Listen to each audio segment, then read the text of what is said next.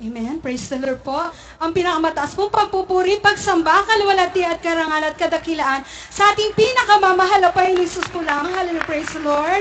At dobling paggalang at pagbati sa ating minamahal at ginagalang na mahal na pastor. At gayon din po sa ating bilang pag-aaral po sa ating beloved Mama Dear, sa ating mga beloved children, magandang tanghali po. At gayon din po sa ating mga beloved brothers, sa ating po mga beloved baguhan. At gayon din po, bumabati po ako ng happy birthday po sa ating minamahal at ginagalang na mahal na pastor. Gayon din po sa kanyang beloved son. Maraming salamat po sa ating pinakamamahal na Panginoon Jesus. Natuloy po na isa po ako sa pinagpala makakapagbahagi po ng kabutihan niya sa aming buhay. Ako po maminamahal ay 22 years na po na naglilingkod sa ating pinakamamahal na Panginoon Jesus. Taglay po ang kahabagan ng mahal na Panginoon. Kasama ko po ang aking mahal na anak. 1993 po, dying po ako sa cancerous po sa matres. 2 doktor po yung napuntahan ko. Alam niyo po ng panahon na yon, nabubulok na po yung aking mga kuko. Yung paligid po ng mata ko po ay grabe pong iitim na po mga minamahal. Hirap na hirap po ako ng panahon na yon.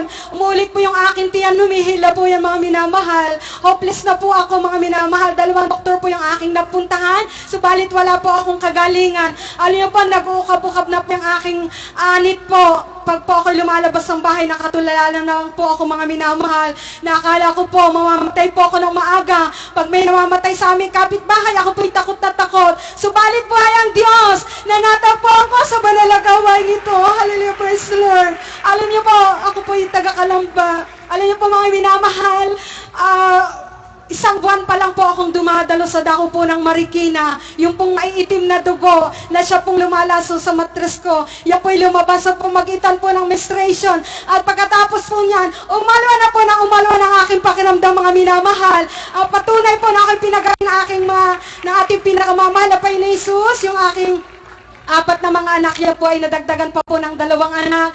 Pinagpala po yung aking mga mahal na anak dahil yung 3 po, kami pong 4 na mag-iina, ginagamit po bilang mga awit ang ating pinakamamahal na Panginoon Jesus. Hallelujah, praise the Lord.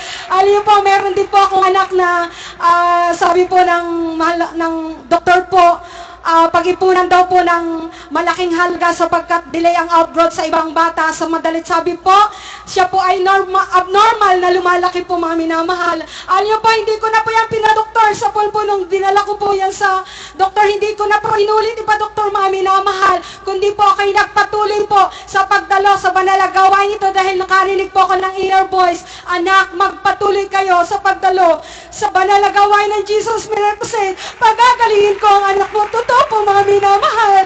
Ngayon po normal po yung aking beloved son. Siya po ay ginagamit bilang finest choir sa dako po ng San Pablo mga minamahal. Kay buti ng ating pinakamamahal na Panginoon.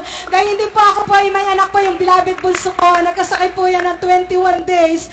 Ngayon po siya po ay ginagamit na youth choir po sa dako ng San Pablo mga minamahal.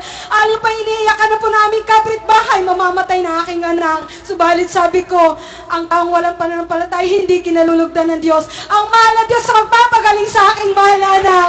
Noong panahon na yon, ako po ay grabe, down na down po ang minamahal.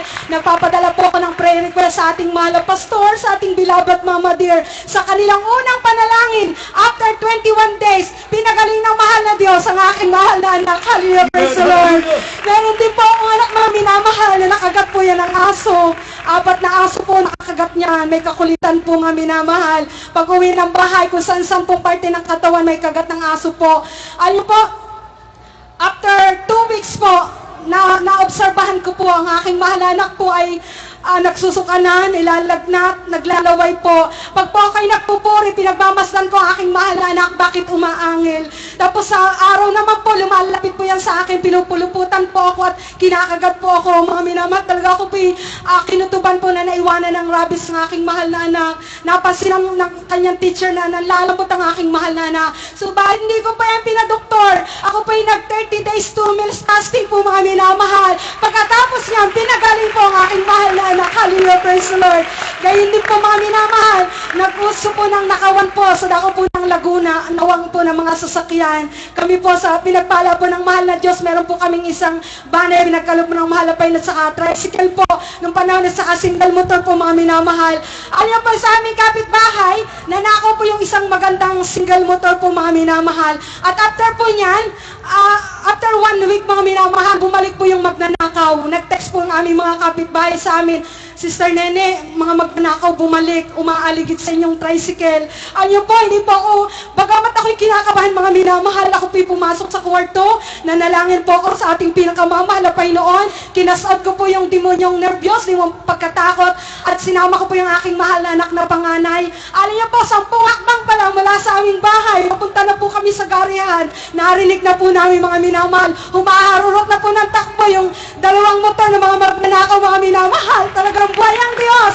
Hallelujah, praise the Lord. Sa amin na aming mga kapitbahay, aali-aligid daw po yung mga magnanakaw na parang may kausap po kami na mahal. Subalit sa mga anak ng Diyos, tayo po pinag-iingatan ng ating pinakamamahal na Panginoon Jesus.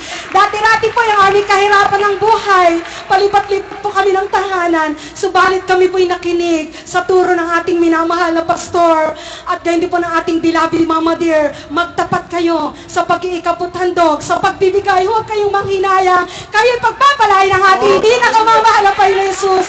Totoo po mga minamahal, kami po ay 9 beses lumipat ang bahay. Alis hindi po kami makaupa mga minamahal. Kahit po kami maraming utang, ako po'y nagtapat sa ating pinakamamahal na Panginoon Jesus. Alam niyo pa mga minamahal, yung 9 times na palipat-lipat ng kami ng tahanan, yung aming mga gamit, sira-sira na po halos mga minamahal. Magte-10 years po na kami naglilingkod sa mahal na Diyos. Pinagkalooban po kami ng isang malaking tahanan. 3rd floor pa po, pinagkaloob ng ating pinakamamahal na Panginoon Jesus. Hallelujah, praise the Lord. Dati-dati po, aking mamahal na anak, kabit-kabit po kami pag kami sumasabaw sa dako ng Marikina. Kaliliitan po yan, inaabot pa po ng paghigayan sa gitnaan ng bus. May sugat pa po yung aking mahal na anak na si Sarah. Hindi po ako nagsawang maglingkod sa ating pinakamamahal na Panginoon dahil buhay ang Diyos. Siyang tumutugon, siya nagpapala sa ating lahat mga minamahal. Ngayon po, kami po ay dinala ng mahal na Diyos sa dako po ng Sampaldo. Tunay na tinupad ng mahal na Panginoon yung pangako niya sa amin na kami pagpapalain at pagagalingin niya. Maraming salamat po. Kami po ay napakaligayang naglilingkod sa ating pinakamamahal na Panginoon Jesus. Kaya maraming salamat po sa ating pinakamamahal na Panginoon sa lahat po ng mga pagpapalat biyaya at higit po sa lahat sa pagpapalang espiritual. Ang pinakamataas pong pagpupuri, pagsamba, kaluwalhati at karangalan at kadakilaan sa ating pinakamamahal na Panginoon Jesus po lamang. Hallelujah, praise the Lord.